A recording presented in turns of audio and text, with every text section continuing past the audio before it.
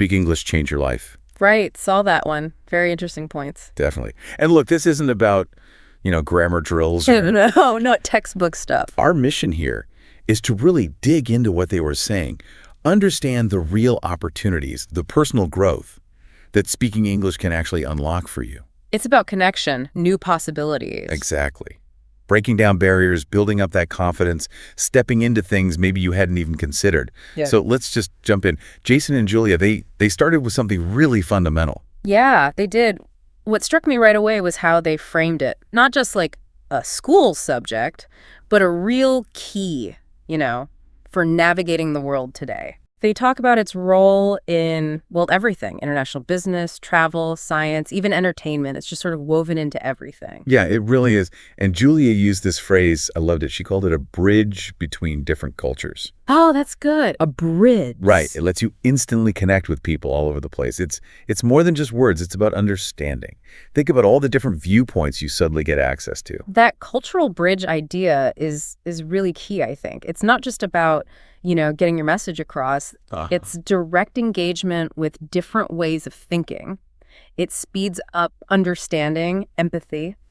It's quite powerful when you think about it like that. And they made it so relatable, too, especially with travel.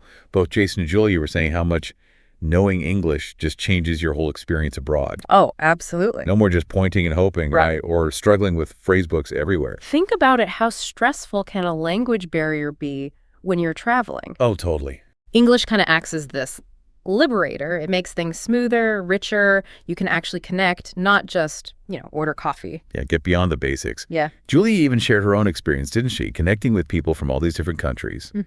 And how that just opened her eyes to new perspectives. It's not just sightseeing, is it? It's those human connections. Exactly that. It's the focus on real interaction.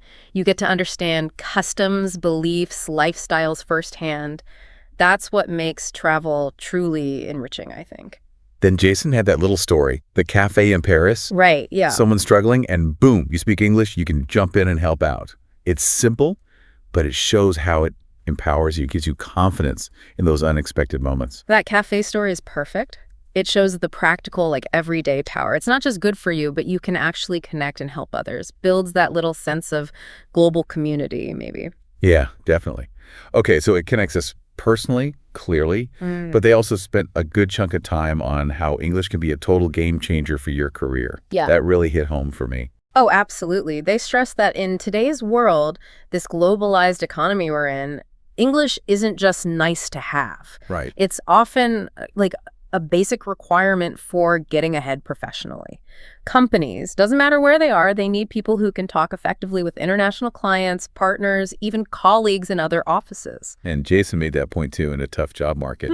Being fluent can really make you stand out. Yeah. It's that extra skill that gives you a real edge. And it's not just about landing the job, right? Julia mentioned the chances for work travel, leading international meetings. Those doors open up for English speakers. And those aren't just perks. That's serious professional development, exposure to different ways of working. Right. And Jason connected that straight to moving up the ladder. Strong English skills, paving the way for bigger roles, more responsibility. It makes sense, Yeah. Better communication equals more value. Precisely. Yeah. I mean, communication is leadership, isn't it? Being able to clearly explain ideas, work with international teams, that becomes more and more vital the higher you go. Julie also mentioned something interesting, how confidence in English actually boosts your overall work performance. How so? Well, if you're not worrying about how to say something, you're more likely to just participate. Share your actual ideas. That's a really critical point. You take away that language anxiety, and people can focus on the substance, what they actually want to contribute, naturally makes you more confident, more proactive. And Jason even observed people becoming more assertive, seen more as leaders after they improve their English. That's a strong link. It suggests that clear, confident communication in, the world's business language projects competence, leadership potential. People pay more attention. And it's not just for big corporate folks either, right? Yeah. Julie pointed out freelancers, entrepreneurs. Oh, yeah. They can tap into the global market just by using English online. That's huge. It really levels the playing field, doesn't it? The internet, mostly in English, becomes this worldwide shop window. You can reach way more customers, collaborate internationally, stuff you couldn't easily do before. And Jason threw in networking to international conferences, events. Yeah. English is usually the common ground, right? Yeah. Lets you connect with people from literally everywhere. And those connections can be gold. New ideas, collaborations, maybe even job offers you'd never found otherwise. It expands your whole professional world. Julia also had a really practical point. So much industry training, resources, Yeah, it's standardized in English. that's true. Having that skill gives you a direct advantage in just keeping up to date. Yeah, in many fields, English is basically the language of knowledge sharing. Latest research, training, best practices, you need English to access a lot of it. Big advantage. And Jason finished the career part with an interesting thought. Even in companies that aren't super international, being able to use English can build trust with certain clients who just prefer it. It's about meeting their needs. That's a good point about being client-focused. If you can communicate easily in their preferred language, especially English, that's a big plus for building strong relationships. Okay, wow. So career benefits are massive. But let's switch gears a bit to something more personal.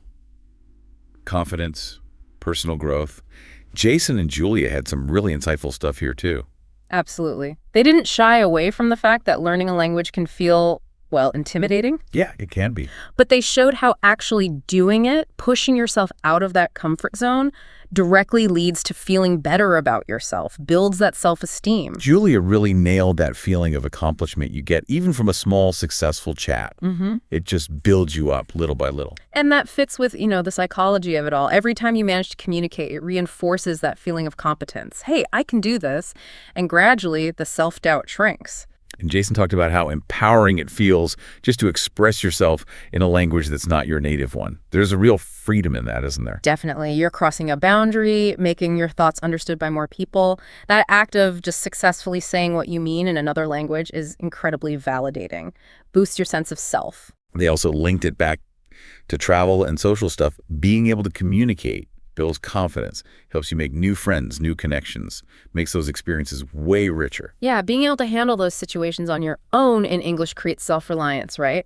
Turns potentially awkward moments into chances to connect, broadens your horizons socially. And Jason made a great point that confidence boost, it doesn't just stay with English speaking. Yeah. It kind of spills over into other parts of your life. Yeah. You might find yourself being more assertive generally, more sure of yourself. The positive spillover effect? Yeah, that makes sense. The courage you build learning a language can definitely transfer. Helps you tackle other challenges. Stand up for yourself more. Julia also talked about learning to trust yourself, trusting you can communicate even if it's not perfect. That self-trust is key. Building that internal trust that you can get your point across, even with mistakes, that's huge for personal growth.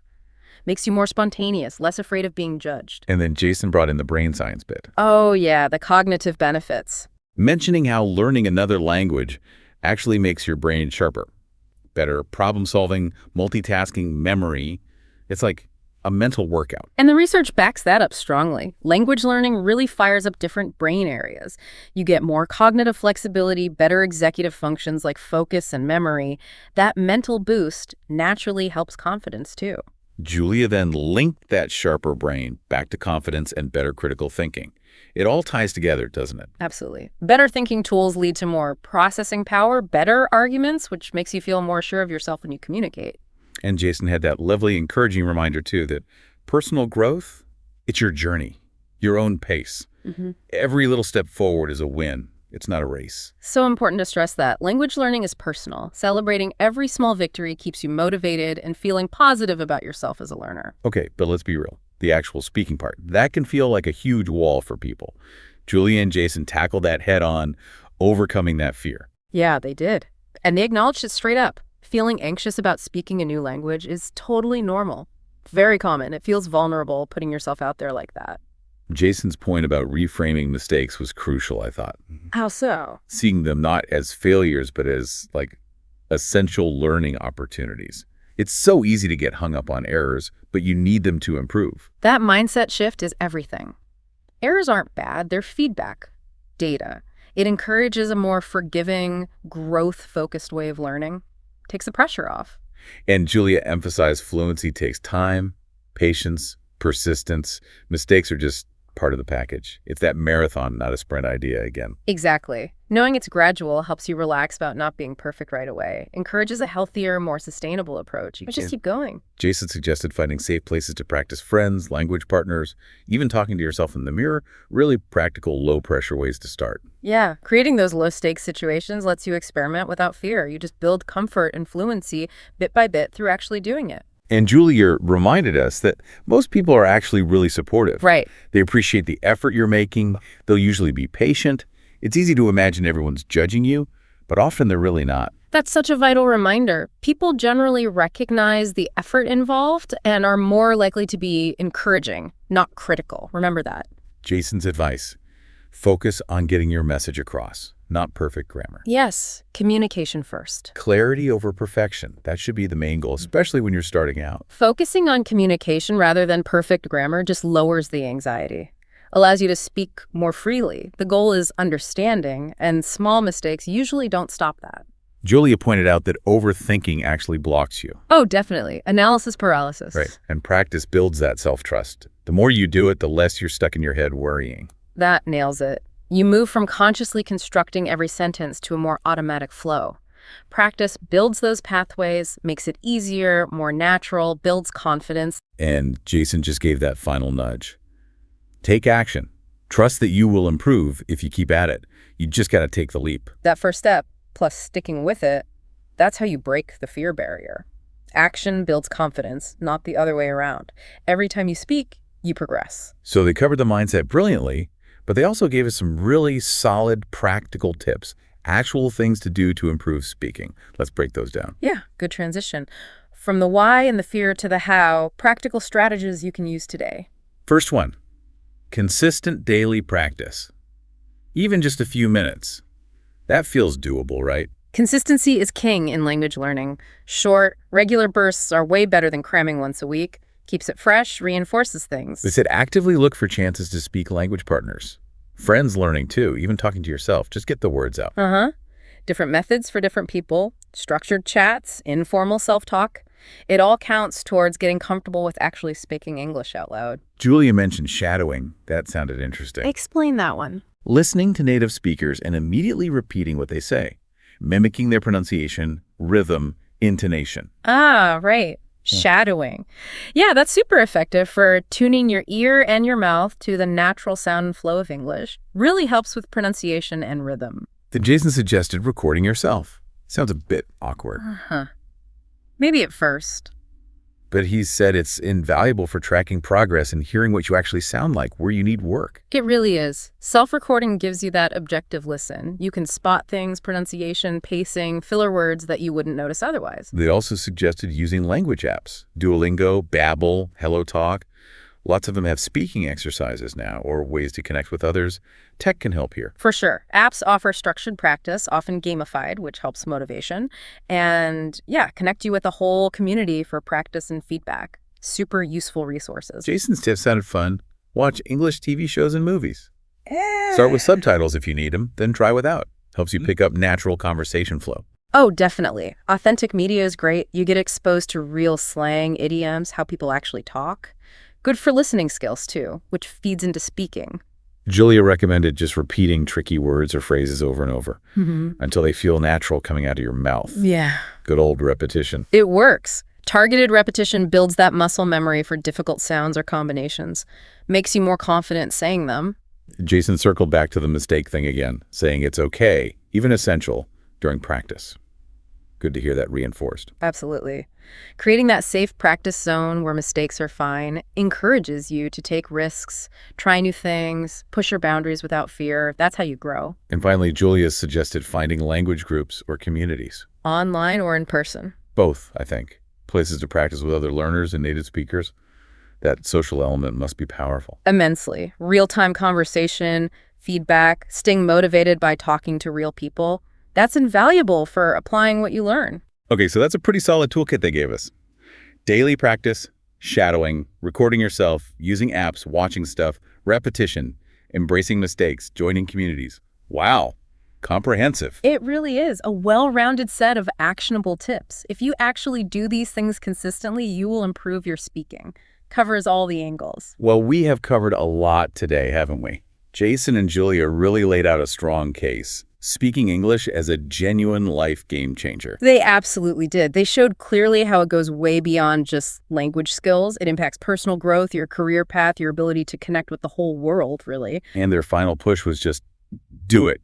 Put the tips into action. Consistent practice is the key. It comes down to starting and just keeping going. That first step, even a tiny one, is vital. It's moving from thinking about it to doing it, committing to that ongoing process. And they invited people to share their stories too, didn't they? How English changed their lives. That's a nice way to build a community. Yeah, sharing experiences is super motivating, shows the real-world impact, encourages others, creates that sense of we're in this together. And of course, they suggested subscribing for more tips. If you're listening and working on your English, definitely worth checking out for ongoing support. Continuous resources and support are key, right? Helps keep motivation up, guides you through the tricky bits. They wrapped it all up with a really positive message, reminding everyone it's a journey. Keep practicing, keep growing. That marathon idea again. That final encouragement is perfect. Keep going, be kind to yourself. It takes time. Every bit of effort counts toward success. So our final thought for you today is this. What's just one small thing, one manageable step you can commit to doing today to practice speaking English? Doesn't have to be huge. Not at all. Maybe just repeat one phrase you learned. Look up how to say a new word and try using it in a sentence, even just to yourself. Think about how doing those small things consistently day after day, where could that lead? What unexpected doors might that open up for you down the line? Thanks for diving deep with us.